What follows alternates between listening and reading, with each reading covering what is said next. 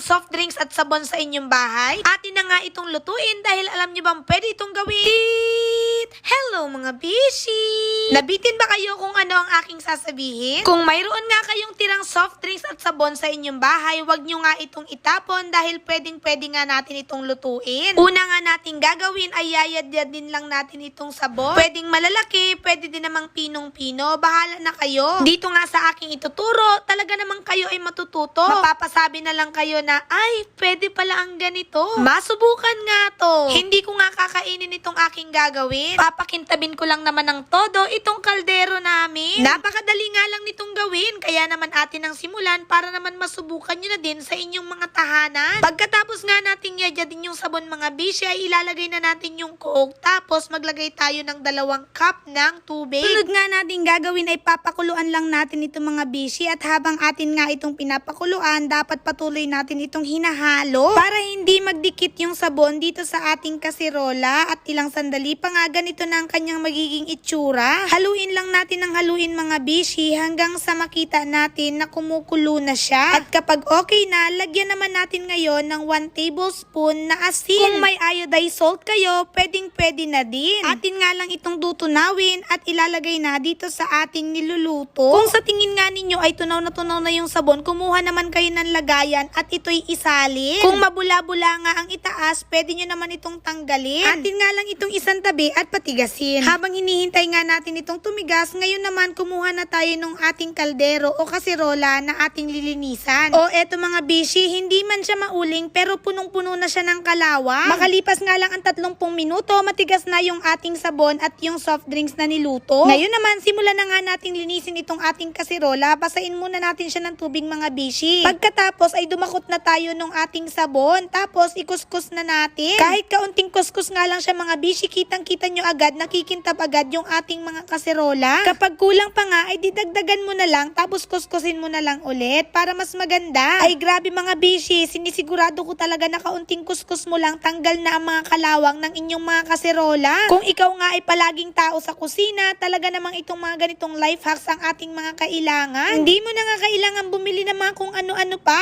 Itong sabon at coke lang natira ay pwede na. O diba, sa kaunting kuskus mo lang, kumintab na talaga ang ating kasirola. Para naman mapatunayan ko palalo sa inyo na epektibo talaga itong aking niluto, kumuha nga ako ng aming kaldero na hindi mauling pero puro gutim. Sa sobrang tagal ko nang nagasaing, hindi ko talaga kayang paputiin itong puwitan ng aming kaldero. Kaya ngayon susubukan ko nga ito. At kaunting kuskus nga lang mga bishi, tignan nyo. Mukha na ulit bago ang aming kaldero. Kaya naman wag ka nang magpatumpik-tumpik pa. Kung mayroon kang ang sabon at soft drink sa inyong tahanan, inyo na ding lutuin. Para nga ang ganito kakalawang na kaldero ay magmumukha na ulit bago. O, paano ba mga bishi? Hanggang dito na lang muna. Maraming salamat sa inyong patuloy na panonood. Paalam!